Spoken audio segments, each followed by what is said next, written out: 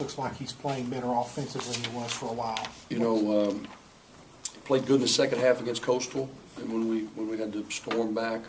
He then has back spasms against SEMO, doesn't play. We go to Dayton, and he was really the only guy that gave us consistency offensively. We were really sporadic, but he was steady for us. Kept us around. We had a chance to steal it at the end. And then tonight, I thought as we were making that push, he was the guy that was being the player that we need him to be. What's different about him? You mentioned back spasms. Yeah, you know, his body's beat up a little bit, but everybody in college basketball at this point is. My hope is that he's getting back into a rhythm, and he understands. I mean, we certainly talked about it enough. He certainly understands the importance that he brings to this team.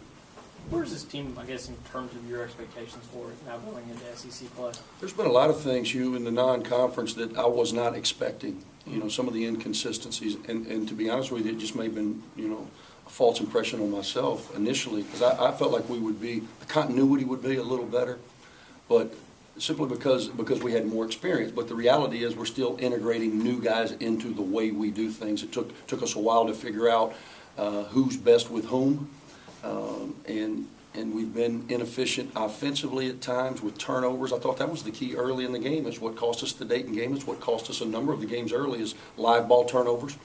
We had 4 turnovers at the first media. We end up with 11. We have 23 assists off 34 made field goals, which show we were sharing the ball. This team needs to share the ball.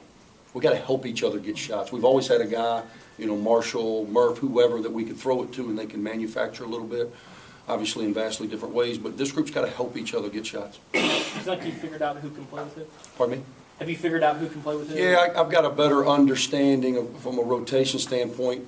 Everybody's got strengths and weaknesses, and I've got to make sure that I've got guys that can cover one another when they're out there.